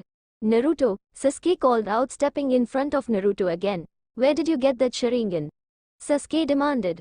Naruto's face remained impassive. How did you get your Sharingan, Sasuke? Naruto replied with a question.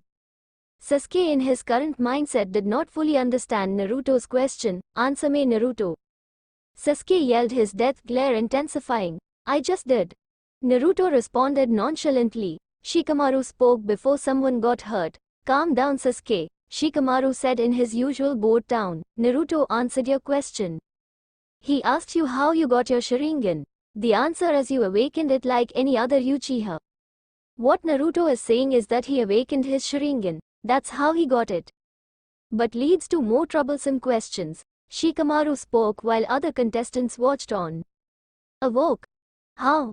You are not an Uchiha. The Hokage just said you are a Namikaze, not Uchiha. Sasuke said while still glaring at Naruto. 5. Naruto had no time to play the interrogi with Sasuke. Believe what you will, but my eyes were not implanted, he said. Now then, get out of my way or I will make you. His face remained impassive but the tone he used could send chills to anyone. Sasuke stepped aside and allowed Naruto to pass.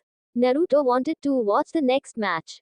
Sasuke looked away from Naruto, emotions welling on his features as thoughts ran rampant within his head.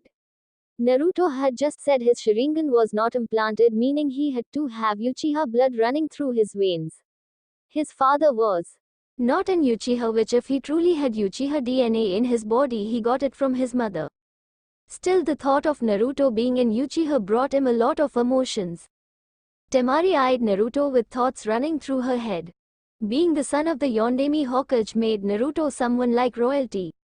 But judging from what she had seen of him so far, he did not seem to act like one nor tried grabbing people's attention because he was the son of the Yondaime Hokage. In fact, he looked distant, unattached to anything, as if he did not care about anything else around him.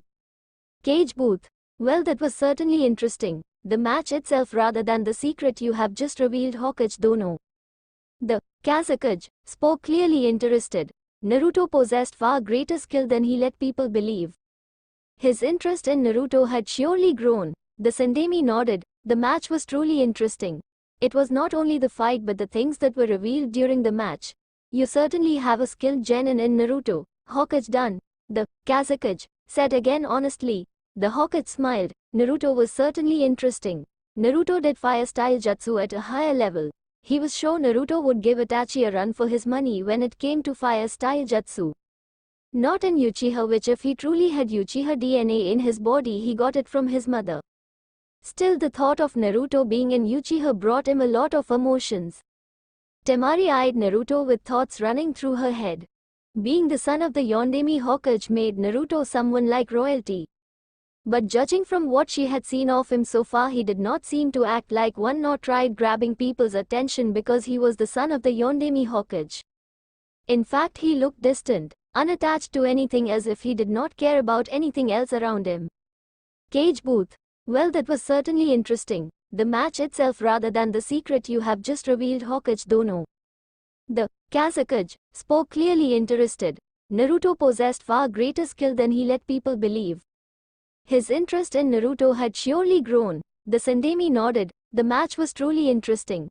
It was not only the fight but the things that were revealed during the match. You certainly have a skilled genin in Naruto, Hokage done. The Kazakage said again honestly. The Hokage smiled. Naruto was certainly interesting. Naruto did fire-style jutsu at a higher level. He was sure Naruto would give Itachi a run for his money when it came to fire-style jutsu. Jutsu. He is truly skilled. He finally said. I'm surprised that you could hide something like this from the village, though judging from Naruto's reaction he already knew of it and did not seem too happy that you announced his heritage. The Kazakage said, trying to act as normal as possible. He already knew that Naruto was the son of the famed Yellow Flash, the man who stood in his way of becoming Hokage. Sarutobi did not respond. He had his reasons for keeping the truth away from Konoha. He did not have to explain his actions to another Kage of another village. I believe you now, sensei. He truly is skilled just like his father, Jiri spoke. Now I have to force him to become my apprentice given his skills. Jiri said with a grin. Sarutobi responded by chuckling slightly at Jiraiya's words. The Sannin had not entirely believed that Naruto was a skilled and capable shinobi. He had said he would believe if he saw with his own eyes, and now he had seen with his own eyes. Naruto was skilled enough to be called a prodigy. He could not miss the opportunity to be a sensei to someone like Naruto. He put much effort into making Naruto his apprentice. Genma looked at the burns on his body and winced, remembering how it hurt when he got burned. He looked at the crowd and smiled. Second match of the Chunin exam finals, Subaku no Gaara vs Rock Lee. Genma said aloud. Both contestants made their way to the battleground. Genma looked between Lee and Gaara. He could tell that the two were going to give the crowd a good match. Are both fighters ready? he asked, earning a nod from Lee. While Gaara gave no response, his face just remained emotionless. Begin. He yelled and jumped to his seat where Medic was waiting for him to take care of his burns. One could tell Gaara was a bit excited about the match because the moment Genma said the match could begin, sand shot out from his god and swirled around him. Lee studied his opponent for a moment. Guy had told him that his opponent was dangerous and he should be careful. He had also been told to take off his weights should the situation require him to do so. He did not have to ask for permission to take off his weights this time. Lee got into his taijutsu stance and motioned for Gaara to come at him with his right hand. Gaara wasted no time as his set shot towards Lee at fast speeds. Lee jumped back to avoid the sand. When he landed on the ground, the sand was waiting for him. He was forced to use his great reflexes to avoid the sand from catching him. Guy had warned him to avoid being caught by the sand at all costs. Lee rushed at Gaara, who had been in the same position since the match began. He attacked Gaara on his left side by attempting to kick him. Sand blocked Lee's foot, preventing him from hitting Gaara. Lee blurred to Gaara's right, attempted to kick the sand genin again. The sand protected Gaara, again, forcing Lee to jump back. Sand shot towards Lee at a fast pace. Lee readied himself, and when the sand reached him and attempted to kick it away. A mistake on his part, as a part of the sand was blown away by the force of his kick and a part was not. The part that remained almost wrapped itself around his leg. He did enough to blur away from sight. Lee landed on the ground and studied Gaara. The sand made it difficult for him to hit his opponent. He needed speed to bypass the defense. Lee ran towards Gaara with a plan in thought.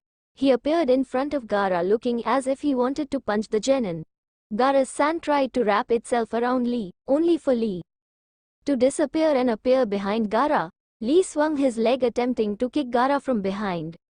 But just as he was about to land a hit, the sand appeared and blocked his kick. Lee jumped away from Gaara. Bypassing Gaara's sand was proving to be harder than he had thought it would be at his current speed level. The crowd was cheering as the fight was certainly entertaining even when none had landed a hit on one another.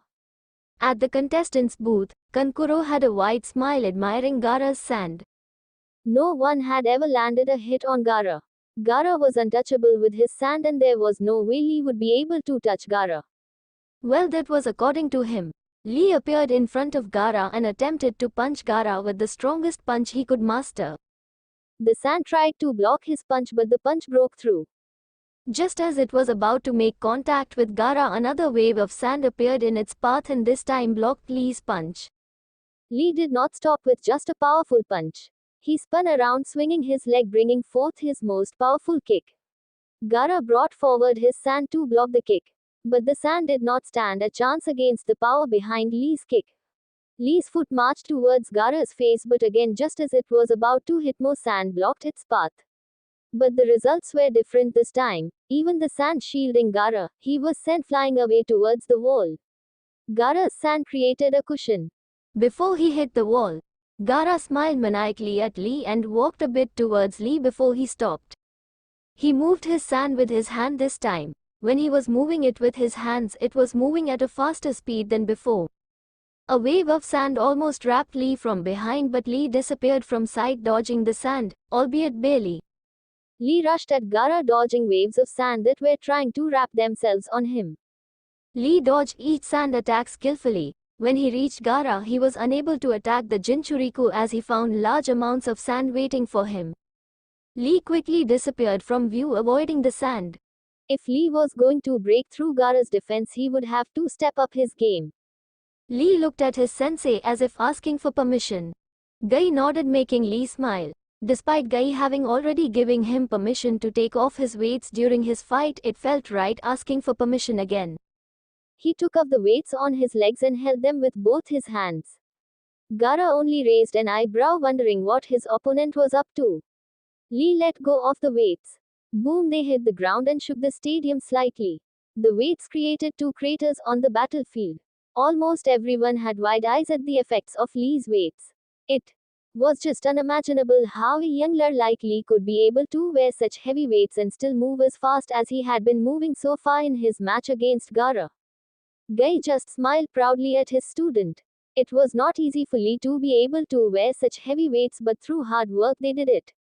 It was his efforts along with Lee's dedication to being the best taijutsu user that made Lee became what he was today, a shinobi he was proud to call his student.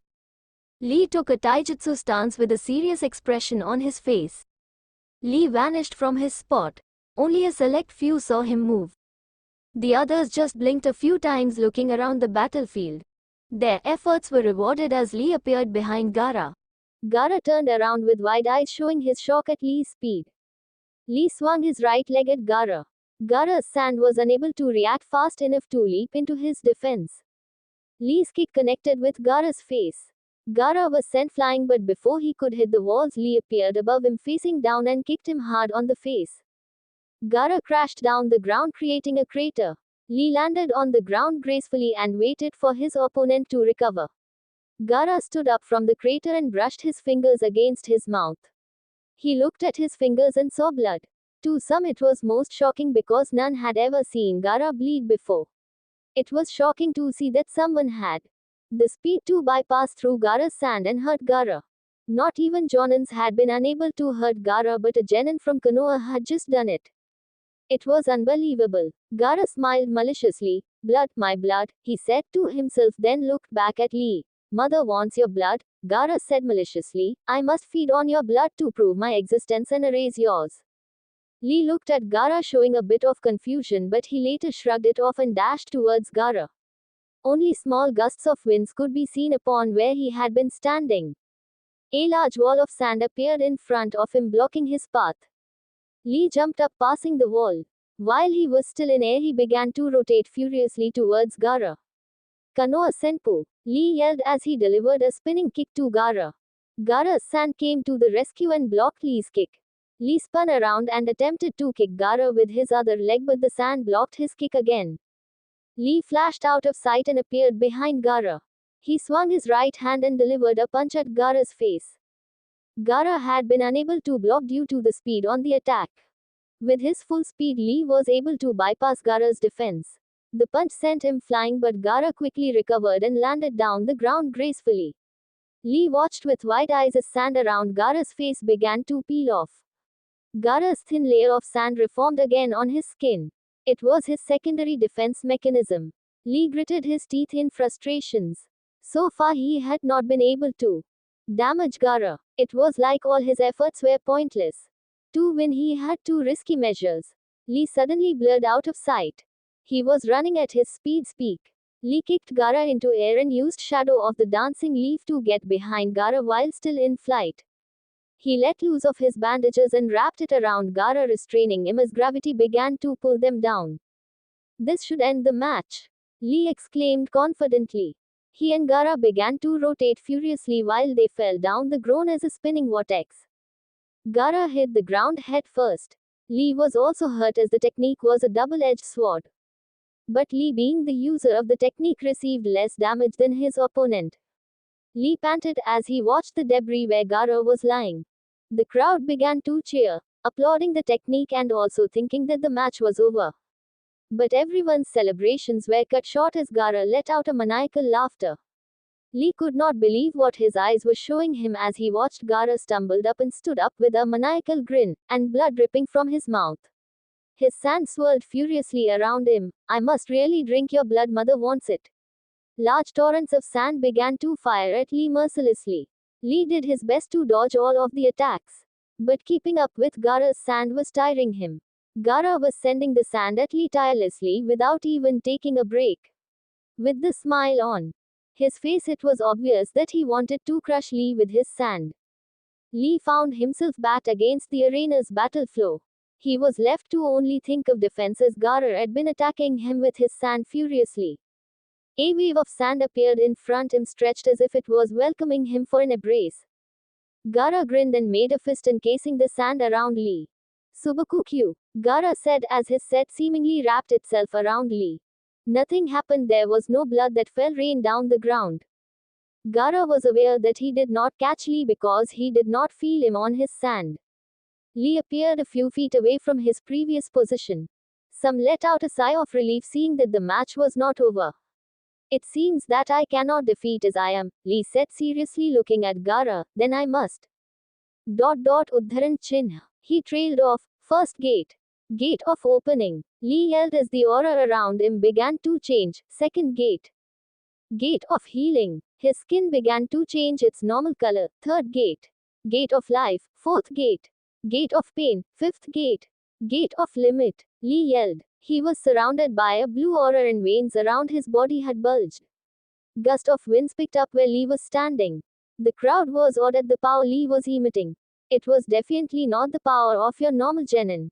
This will surely end it, he said and disappeared. Only Jonins were able to follow his movements. Others did not see him move. Naruto was able to see him. He had his Sharingan activated. He did not deactivate it after his match with Neji. The next thing the crowd was Gaara in flight. Lee was striking him at inhuman speeds. It gave Gaara no chance to defend himself. Lee suddenly appeared above Gaara, reverse lotus. He yelled as he hit Gaara with a final powerful punch and kick at the same time. Gaara was sent crashing down like a bullet. He hit the ground creating a large crater.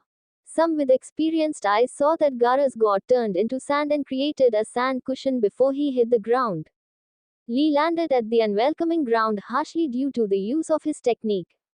He had already closed his gates as he could no longer contain them. His body was bruised and his clothes were tattered.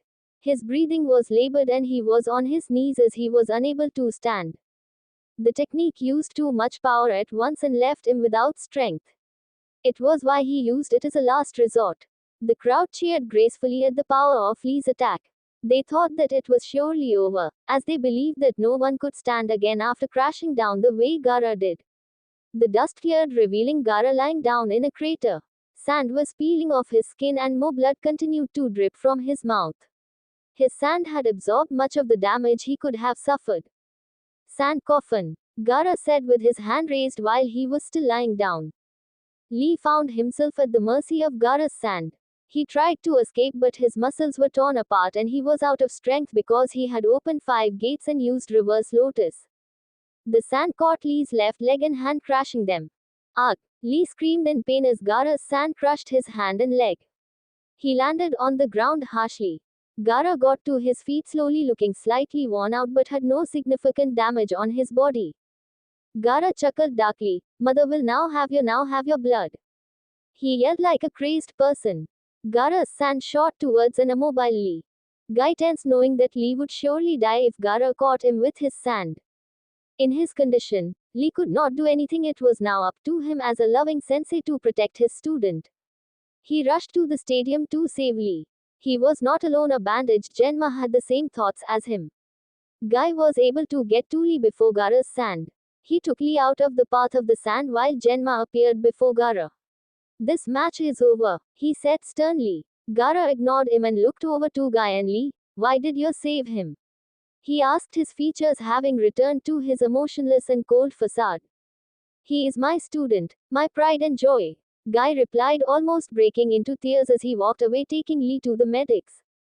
Lee had pushed himself too far. Opening the gates did damage to his body and Gaara's last attack did further damage. He feared the worst looking at his unconscious student, who had passed out because of pain that had gripped him. Genma looked at the murmuring crowd. Winner, Subaku no Gaara. The crowd applauded. They had witnessed a truly great match. Gaara silently made his way back to the contestants' booth. He did not need a medic, as he was fine. Naruto was somewhat pleased with what he had seen. Both Gaara and Lee were capable genins. Lee had reached an amazing feat. To be able to compete with a Jinchuriku at the level he was. The boy was truly something, possibly the best genin in terms of hard work and dedication. Will Subaku no Kankuro and Uchiha Sasuke step forward please? Genma called out. Sasuke smiled excitedly and went into the arena. He was finally going to test himself against capable opponents. After watching Gaara fight, he now wanted to him also. Kankuro stepped forward but stopped before reaching the middle of the arena. Proctor, I forfeit. His words were welcomed with boos all over the stadium. Kankuro seemed not to care about the jeers. The crowd had been waiting for Sasuke to fight. Some had come to the finals just to watch the only survivor of the Uchiha clan. With Kankuro giving up, they were being denied an opportunity to see Sasuke fight and observe what he was capable of. Many saw Sasuke as a genius as he was the best student at everything he did when he was still at the academy. Genma looked at Kankuro without interest. He thought that if he did not he should have never come to the stadium. Sasuke was now fuming. He wanted to fight and would do anything to get that opportunity. He turned and stared at Kankuro with his Sharingan eyes. Why? Are you afraid of me? Sasuke said with a smirk, trying to get Kankuro to reconsider his decision. The crowd seemed to think the same way as Sasuke. However, it had no effect on Kankuro. He turned around and walked away.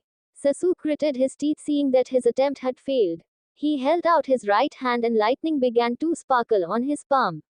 No sooner than later, a sound of chirping birds rung throughout the stadium.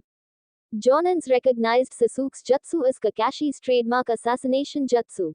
Chidori, Sasuke yelled as he ran towards Kankuro. If Kankuro did not want to fight, he would force him to. Many did not see a problem with Sasuke's actions. In fact, they cheered. Kankuro was alarmed and turned around. He saw the jutsu at Sasuke's hand, widened his eyes. He did not actually think that the brat would go that far. Lucky for him, Genma knew how dangerous the jutsu was. Genma intercepted Sasuke and gripped his right tightly, making him lose control over his jutsu. The Chidori burst into sparkles of lightning before disappearing. Sasuke gave Genma a death glare, but Genma ignored it. He stared at Kankuro. You are lucky I stopped him. If I had not, that jutsu would have killed you. Kankuro scoffed and walked away, earning more boos from the crowd. Let me go, Sasuke yelled as Genma was still holding his arm. Genma ignored Sasuke again and looked back at the crowd. Uchiha Sasuke will proceed to the next round, he said. Kakashi as Sasuke's sensei appeared beside Genma and Sasuke. Genma let go of Sasuke. Kakashi touched Sasuke's shoulder and both disappeared in swirl of leaves. They appeared where the rest of the Konoha 12 were. Genma sighed. Will Nara, Shikamaru and Temari step forward, please? Both contestants walked into the ring. Temari looked like she was the only of the two one to be prepared to fight. Shikamaru had his usual bored expression. Genma looked between both fighters. Are both fighters ready? He asked, earning nods from both fighters. Final match of the first round begin, he said and jumped back to his seat. Temari, being the only who seemed to be eager to fight, charged first at Shikamaru. She had seen him fight once and did not think that he could beat her. She thought no, believed that she was going to get an easy win. Her large fan was in her hands as she attempted to smack Shikamaru with it. Shikamaru dodged her attempted and landed down as he began to compute ways of winning the match. After a minute, he had already computed several ways to end the match. The fight continued on as Temari showed her skills with a fan. The fan was used to generate powerful wind jutsus. Temari was certainly a skilled wind user, which was no surprise as Suna was famous for breeding wind users. Wind affinity, despite being very powerful, was very rare. Not a lot of people had a natural affinity to wind. It was a joy to see someone such as Temari demonstrates her skills with a fan. While Temari was on the attack, Shikamaru was running around the battlefield, dodging Temari's attacks and throwing explosive tags at the girl. Luckily for Temari, none of the explosive tags hit her. She was not once caught in the explosions. Despite dodging most of Temari's attacks, Shikamaru was unfortunate and was hit by one of Temari's attacks. Luckily for him, it did not give him much damage, all did was to give him a few cuts. Shikamaru was also trying to catch Temari with his shadow possession jutsu. He was skillfully trying in the best way he could to catch her. It was most surprising at how hard Shikamaru seemed to be fighting. None had ever seen Shikamaru try anything that hard unless a life was in danger. The results had gone the way Shikamaru had predicted. He finally was able to catch Temari and restrain her with his shadows. He forced her to pick up a kunai and point it to her neck with his shadows. He was controlling her movements and could make her do whatever that he wanted her to do. Temari had thought that the match was over and she had lost, but Shikamaru ended up forfeiting the match. She was surprised that he could forfeit the match when he was in the position to win. His reasons were that it was too troublesome to continue on, he had little chakra left and he just wanted to get the promotion. Temari could have refused to accept that she was winner of the match, but she accepted it. Her pride as a kunoichi had taken a bite because she did not proceed to the next round because of her skills, but because her opponent had chosen to give up when he had her backed against the wall. The match in whole was rather worth watching. The crowd loved it and cheered at the end despite Shikamaru forfeiting when he could have won the match. Genma stood in the middle of the arena. We will now take a 20 minutes break before we. He trailed off as Gaara shined into the battlefield. I don't need a break. Let us continue now, Gaara said emotionlessly. Genma sighed and looked at the Hokage as if asking what to do. The Sandemi just smiled at him, telling him to do what he felt was right as the proctor. Okay. Since one of the competitors seems not to need a break, we'll begin the second round, Genma said, earning cheers from the crowd, which seemed not to want the break. The matches will be as follows: winner of match 1 will face winner of match 2, and the winner of match 3 will face the winner of match 4. Genma said, the first match of the second round will be you. He trailed off, remembering something important.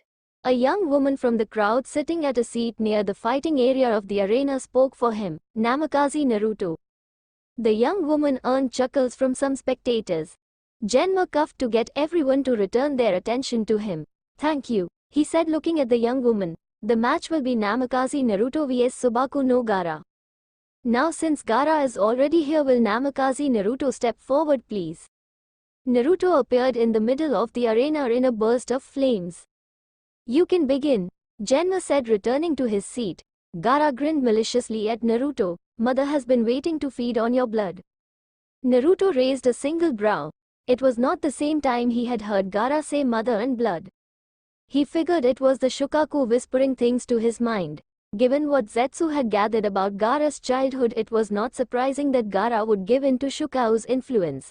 I have seen the extent of your power, thus I have no reason to test you myself, Naruto said, not bothering to reply on Gaara's words. I will not hold back, Naruto said.